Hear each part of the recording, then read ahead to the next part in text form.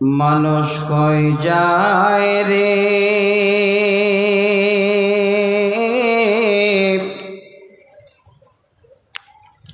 দুনিয়া ছাড়িয়া, মসজিদের ওই পালকে আয়না দোলা দে সাজায়া তারে জনমের লাগিয়া। মানুষ কোথা যায় রে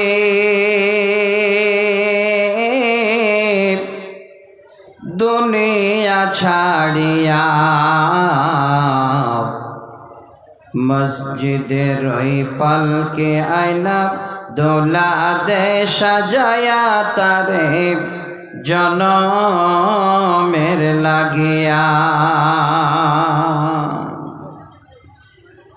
এ বাড়ির জন্য করছ তুমি কত মারামারি, মামলা মোকদ্দমা করে নষ্ট করলে করি। বাড়ির জন্য করছ তুমি কত মারামারি, মামলা মোকদ্দমা করে নষ্ট করলে জমি। আজকে তুমি যাবে চলে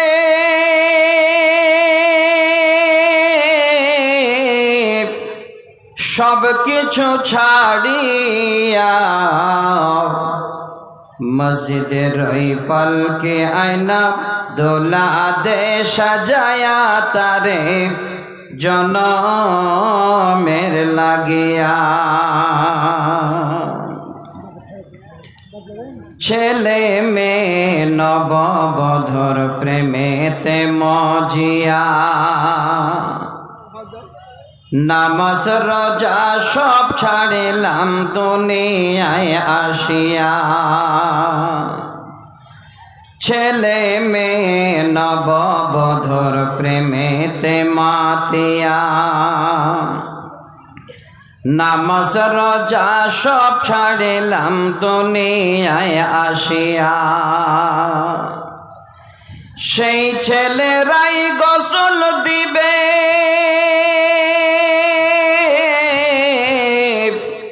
মশারি টানাইয়া, মসজিদের ওই পালকে আয়না দোলা দে সাজায়া তারে জনমের লাগিয়া। মানুষ কই যায় রে দুনিয়া ছাড়িয়া, মসজিদের ওই পালকে আয়না দোলা দে সাজায়া তারে জনমের লাগিয়া।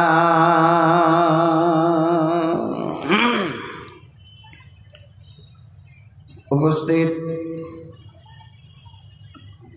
সুনামধন্য সুযোগ্য সম্মানিত সভাপতি সাহেব, মঞ্চে উপবিষ্ট ওলামায়ে কেরাম, সম্মুখে বসে থাকা বিভিন্ন এরিয়া থেকে আসা কোরআন এবং সহিহ সুন্নাহর দিশারি, আল্লাহ পাক রব্বুল আলামিনের তরফ থেকে অতি উত্তম মাখলুক বলে সৃষ্টির ঘোষণাকারী সেই রব্বুল আলামিনের কাছে সকলে মিলে একবার আমরা কৃতজ্ঞতা জ্ঞাপন করি। পুরুষেরা উচ্চ সুরে, মায়েরা মনে মনে একবার পড়ি আলহামদুলিল্লাহ। নবী মুহাম্মদ রাসূলুল্লাহ সাল্লাল্লাহু আলাইহি ওয়াসাল্লামের উপর শতকোটি শান্তি দ্বারা বর্ষিত হোক, আল্লাহুম্মা আমিন। আল্লাহুম্মা সাল্লি আলাইহি, আল্লাহুম্মা বারিক আলাইহি। ব্রাদার ইসলাম, ঠিক আছে। দীর্ঘ সময় ধরে আপনারা আমার উস্তাদুল মুকাররম জিনার কাছে পড়ে আমি বুখারী পড়ে আলেম হয়েছি, আমার শেখ সাহেব আমার পূর্বে বক্তব্য রাখলেন। এটা আমাদের নসিব যে আমরা একই স্টেজে শিক্ষক ছাত্র মিলে আল্লাহর কোরআন এবং সহিহ সুন্নাহর কথা বলতে পারছি। তো ভাইরা আমার, আজকে আমি আপনাদের কাছে এই সময় কিছু কথা বলবো। তার জন্য আল্লাহর কোরআন থেকে সূরা তাহরিম নামে একটি সূরা আছে, লম্বা ইতিহাস আছে। সে সূরার 6 নম্বর আয়াত আমি আপনাদের সামনে প্রথমে পরিবেশন করেছি। আপনারা যারা এখানে বসে আছেন, যে আশা আকাঙ্ক্ষা নিয়ে ইহকাল এবং পরকাল আল্লাহ যেন আপনাদের মঙ্গলময় করেন, আপনাদের সেদিন যেন কোনো চিন্তা না থাকে, কোনো রকমের ভয় না থাকে, সেই ভয়ে ভীত করার জন্য, সেই ভয় থেকে আল্লাহ পাক রব্বুল আলামিন আমাদের বাঁচাবেন, তার জন্য মাঝে আপনাদের আর একটা আয়াত পড়লাম, সূরা আল বাকারা আয়াত নম্বর 274। সহিহ বুখারী মুসলিমের দুটো হাদিস। প্রথমে একটি হাদিস উল্লেখ করেছে আব্দুল্লাহ ইবনে উমর রাদিয়াল্লাহু তাআলা আনহু, হাদিসের রাবী, 893 নম্বর হাদিস। দ্বিতীয় একটা হাদিস আমি ঠিক অনুরূপভাবে আবারও পড়লাম। হাদিসের রাবী হযরতে মুআক্কাল বিন ইয়াসার রাদিয়াল্লাহু তাআলা আনহু, হাদিস নাম্বার 7150। আমি যেই বিষয়, যেই মজমুন, যেই টপিকের উপরে কিছুক্ষণ কথা বলবো, তার জন্য আল্লাহর কোরআন এবং সহিহ সুন্নাহ থেকে কোরআনের আয়াত এবং হাদিসকে আমি চুনে নিয়ে আপনাদের সামনে পরিবেশন করলাম। কতটুকুন বলবো, কতটুকুন টাইম আমি এখানে থাকব, এটা কোনো মানুষের হাতে নয়। মহান স্রষ্টা আল্লাহর তরফ থেকে যে টাইম আমার নির্ধারিত হবে, ঠিক সেই টাইম পর্যন্তই আমি আপনাদের কাছে বলবো। তার আগে পিছে আমি 1 সেকেন্ডও বলতে পারবো না। তো আমার দিনী বন্ধু, আমি যেই বিষয়ে, যেই টপিক, যেই মাজমুনের উপরে আলোচনা করব, উর্দুতে সেই মাজমুনটাকে বলা হয় তারবিয়াতে আওলাদ। খুবই জরুরি, খুবই প্রয়োজন। আর বাংলায় বলা হয় সন্তান প্রতিপালনে মা বাবার ভূমিকা বা দায়িত্ব ও কর্তব্য। খুব ভালো করে শুনবেন। আজকে যাদের সন্তান লাপারওয়া, বেওয়াফা, মা বাবার কথা না শুনে জালসা নামক এই ইস্তাহার পে, হ্যাম্বিল পে, আওয়াজ পে, এবার জালসা নামে এই আওয়াজ শুনে এসে জালসার জায়গায় না বসে বাজারে বাজারে এক অপরের পিছনে যে ঘুরে বেড়াচ্ছে, এই সর্বপ্রথম এই ঘুরে বেড়ার দায়িত্ব ওই মা বাবাদের বহন করতে হবে। খুব ভালো করে শুনবেন। এটা ভাবিয়েন না 4টা ছেলে 2টো মেয়ে জন্ম দিয়ে ছেড়ে দিলাম, বাবা যা করে খা, আমি এবার চুপচাপ করে মসজিদ ধরে নিলাম।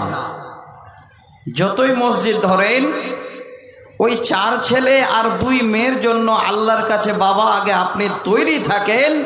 কিয়ামতের দিনে আল্লাহ আগে আপনাকে জিজ্ঞাসা করবে। এত প্রয়োজন, এত প্রয়োজন আমাদের এই রকমের বিষয়গুলো জানার। আমরা কেমন মা বাবা হলাম, মা বাবার দায়িত্ব কি সন্তানের প্রতি। একটা সন্তান জন্মের পরে আদর আপ্যায়ন করে, অনেক ভালো জামা কাপড় পরিয়ে, ভালো স্কুলে পড়িয়ে, ভালো খাবার দিয়ে আপনি বড় করলেন আর ভাবলেন আমি একজন সচেতন গার্জিয়ান। না, আপনি সচেতন গার্জিয়ান হতে পারেননি। তখনই সচেতন গার্জিয়ান আপনি হবেন ওই ছোট বাচ্চাটা আপনার ঘরে আল্লাহ পাক রব্বুল আলামিন আমানত স্বরূপ পাঠিয়েছেন। যত বাচ্চা কাচ্চা মা বাবার ঘরে আসে, এই বাচ্চা কাচ্চাগুলো ছেলে মেয়েরা হলো মা বাবার জন্য আমানত।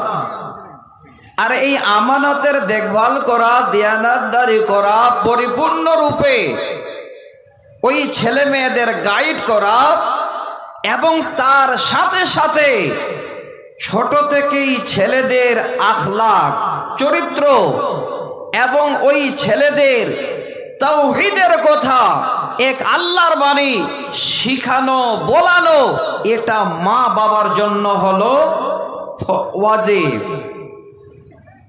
ফরজ বললেও মনে হয় ভুল হবে না। আল্লাহর কোরআন আমি শোনাই আপনাদের। আপনি যদি মনে করেন আমি শুধু ভালো জামা পরালাম, ভালো খাওয়ালাম, ভালো জায়গায় ঘোরালাম, প্রয়োজন হলো এখান থেকে নিজের গাড়ি করে শামসি পাঠালাম, স্কুলে গেল আসলো, এই ছেলেটা আপনার বা আখলাক ছেলে এখনো হয়নি যতক্ষণ পর্যন্ত আপনি সহি সুন্নাহর উপরে কোরআন এবং হাদিসের শিক্ষা দিয়ে তাকে আল্লাহ রসুলকে না চিনিয়েছেন। তার চরিত্র যদি আপনি ছোট থেকে এই শিক্ষা না দিয়েছেন, তাহলে বাবা আপনি এই ছেলেদের উপরে অনেক রকমের দায়িত্ব যেন ছেড়ে দিয়েছেন। এই ছেলেদের দেখভাল করা, এটা বলা হয়েছে ফরজে মানসাবি, অর্থাৎ মা বাবাদের এই গাইডটা করতেই হবে। যদি না করেন, আপনি আজকে বাবা, আপনারা মা, এটা ভাবিয়েন না যে আমরা হয়তো ছাড় পেয়ে যাব। যেই ছেলেরা, যেই মেয়েরা আজকে হাত ধরে ঘুরছে, যেই ছেলেরা মেয়ের জন্য অপেক্ষা করছে, যেই মেয়েরা খালাতো ভাইয়ের জন্য রাস্তায় দাঁড়িয়ে আছে, এই সমস্ত মেয়ে ছেলেদের জন্য বাবা এক নম্বর দায়ী। আমি শোনাচ্ছি আপনাদের কোরআন, তাহলে ভালো করে একবার শুনবেন, বুঝবেন। তাহলে আশা করি আমাকে আপনারা গালি দেবেন না। আপনি নিজে ভাববেন যে এই দায়িত্বটা আমাকে নেওয়া অবশ্যই দরকার, যেহেতু আমি পিতা। একটা উদাহরণ দিচ্ছি, কথাটা ভালো করে শুনবেন। আপনি বলছেন যে আমি আমার একটা ছেলে মালুপাড়া হেফজুল কোরআনে দিলাম, কাতলামারি মাদ্রাসায় দিলাম, ভালো একটা ছেলে তৈরি হয়েছে, মাওলানা হয়েছে, আমার সব হয়ে গেল না। যেমন ভালোর দিকটা তেমন খারাপের দিকটা একটু লক্ষ্য করবেন। ছেলে মাওলানা বানিয়েছেন, হাফেজ বানিয়েছেন, মাস্টার বানিয়েছেন, সব ঠিক আছে। ছেলের থেকে বাবা আপনাকে আগে সচেতন হতে হবে যে আমি একজন চরিত্রবান বাবা হিসাবে, একজন আল্লাহর প্রকৃত বান্দা হিসাবে পরিচয় দিয়ে আপনার ছেলেটাকে আপনি সেই দিনের উপরে নিয়ে যান, তাহলে উভয় মিলে আল্লাহর কাছে পরিত্রাণ পাবেন। নচেত হালাত কি হবে? ছোট্ট করে উদাহরণ দিচ্ছি। এরিয়ায় যদি কোনো খারাপ লোক হাঁটে, কোনো দুষ্কৃতী লোক হেঁটে যায়, কিংবা জীবনে কোনো লোকটার জন্য ভুল হয়ে গেছে, ওই লোকটা যদি হেঁটে যায় আর আপনারা 2-3 জন থাকেন, তখন আলোচনার মাধ্যমে ওই লোকটাকে দেখতে পেলে তখন কেউ তাকাই এইভাবে দেখায়, বলে দেখো ওই যে লোকটা যার কথা বলছিলাম, আমার হাতটার দিকে লক্ষ্য রাখবেন। একটা আঙ্গুল দিয়ে আপনি ওই লোকটাকে দেখাচ্ছেন। কোনটা? যেই লোকটা হয়তো সাময়িকের জন্য সমাজের কাছে দোষী, কিন্তু মনে রাখবেন একটা আঙ্গুল যদি ওই লোকটাকে দেখায়, তিনটা আঙ্গুল কিন্তু আপনাকে দেখাচ্ছে। আঙ্গুলটা ভালো করে লক্ষ্য করবেন। একটা আঙ্গুল দিয়ে আপনি দেখাচ্ছেন, 3টা আঙ্গুল আপনাকে দেখাচ্ছে। ওই লোকটার থেকে যে বলছো তুমি আগে সতর্ক হও। আমার তো দেখলেই চলছে কার পিছে কার কথা বলবো, এটাই। কিন্তু ভাবি না যে আগে একজনের এই মানে দেখার থেকে 3টা আঙ্গুল নিজেকে দেখাচ্ছে, আগে তুমি সচেতন হও। যদি তুমি সচেতন না হও, তাহলে তোমার পরিবারও সচেতন হবে না। আল্লাহর কোরআন, আল্লাহ পাক বলেন বিসমিল্লাহির রহমানির রহিম ইয়া আইয়ুহাল্লাযীনা আমানু কু আনফুসাকুম ওয়া আহলিকুম নারা। আল্লাহ বলেন, হে বিশ্বাসীরা, যারা তোমরা আমাকে আল্লাহ বলে স্বীকার করেছ, আমাকে আল্লাহ বলে মেনে নিয়েছ, তু আনফুসাকুম ওয়া আহলিকুম নারা। আল্লাহ বলছেন, হে বিশ্বাসীরা, আগে তোমরা নিজে বাঁচো, তারপরে তোমার আহাল পরিবারকে জাহান্নামের আগুন থেকে বাঁচাও। খুব ভালো করে এই শব্দটা ভুলে যাবেন না। কু আনফুসাকুম ও আহলিকুম নারা, এই জায়গার উপরে আমার পুরো বিষয়টা ইনশাআল্লাহ আলোচনা হবে। এই আয়াতের এই অংশটাকেও আপনারা ভুলে যাবেন না। এই অংশের অর্থ কি? আল্লাহ বলছেন কু আনফুসাকুম, তোমার নাফসকে তুমি বাঁচাও, ওয়া আহলিকুম নারা, এবং তোমার পরিবার পরিজনকে জাহান্নামের আগুন থেকে বাঁচাও। আগে নিজে, তারপরে ছেলে মেয়ে মা বাবাদের। ওই ছেলেটাকে গো দেখে তো একটা লাল লাইট চালাচ্ছে, ওখান থেকে একদম চোখে লাগছে, একটু দেখিয়েন, বুঝিয়ে বলবেন, ছোট ছেলে হয়তো, দেখেন ভালো করে শুনবেন। তাহলে আল্লাহ কি বলছেন? কু আনফুসাকুম ওয়া আহলিকুম নারা, আগে নিজে বাঁচো, তারপরে আহাল পরিবারকে জাহান্নামের আগুন থেকে বাঁচাও। আহাল বা পরিবার কাকে বলা হয়? আহাল পরিবারের এখানে অর্থ হলো আপনার দুই ছেলে দুই মেয়ে, আপনার বিবি, যাদেরকে নিয়ে আপনি সুন্দর করে একটা পরিবার বলে গণ্য করেছেন, এই সমস্ত মানুষকে এবার এই কথাটা বুঝাচ্ছেন যে হে বান্দারা, আগে নিজে বাঁচো, তারপর তোমার আহাল পরিবারকে জাহান্নামের আগুন থেকে বাঁচাও। আল্লাহ কত দয়ালু, আল্লাহর কত দয়া, এত সুন্দর করে আমাদের এই জায়গা থেকে বাঁচতে বললেন কেন? দেখেন তার পরের শব্দ, আল্লাহ বলছেন ওয়াকুদুহান নাস ওয়াল হিজারাত, রে আমার বান্দারা, ওই জাহান্নামের আগুন থেকে এই জন্য তোমাদের বাঁচতে বললাম, তোমার পরিবারকে বাঁচাতে বললাম। যেই জাহান্নাম এত কঠিন, যেই জাহান্নামের জ্বালানি, যেই জাহান্নামের ইন্ধন, যেই জাহান্নামের লকড়ি হবে, এই সমস্ত মানুষ এবং পাথর আল্লাহ পাক আবার যেন সতর্ক করে দিলেন, বান্দারে, আমার জাহান্নামের জ্বালানি হবে, লকড়ি হবে, এই সমস্ত মানুষ এবং পাথর, এই মাসুম মানুষ আর পাথর দিয়ে আমার জাহান্নামের ইন্ধন যোগাবো। কে যাবে জাহান্নামে? জাহান্নাম জ্বালাবে কাদের দিয়ে? এই সমস্ত মানুষ আর পাথর দিয়ে। আল্লাহ আবার বলছেন, বান্দা শোনো, আলাইহা মালাইকাতুন গিলাজুন শিদাদুন লা ইয়াসুনাল্লাহা মা আমারাহুম ওয়া ইয়াফআলুনা মা ইয়ামারুন।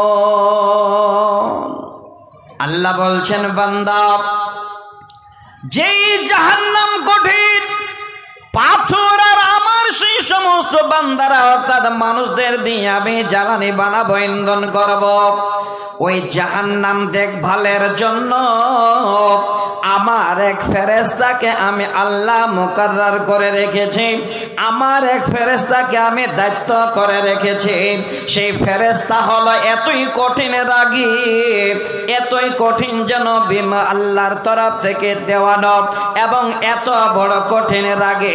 ওয়ায়াসুনাল্লাহ মা আমারাহুম, আল্লাহ রাব্বুল আলামিনের কিঞ্চিত পরিমাণ যেন এদিক ওদিক করেন না। আল্লাহ বলছেন ওয়ায়াফআলুনা মা ইউমারুন, আমি যা করতে বলবো তাই করবে, আমার উর্দেশে ফেরেশতা যেন কিছুই করবে না। একবার ভালো করে বুঝে নিন, আল্লাহ পাক পৃথিবীর সমস্ত ঈমানদারদের এই সংবাদ দিলেন, আগে তোমরা বাঁচো, তারপরে তোমার আহাল পরিবারকে জাহান্নামের আগুন থেকে বাঁচাও। এই কঠিন জাহান্নাম থেকে নিজে বাঁচো এবং তোমার আহাল পরিবারকে বাঁচাও।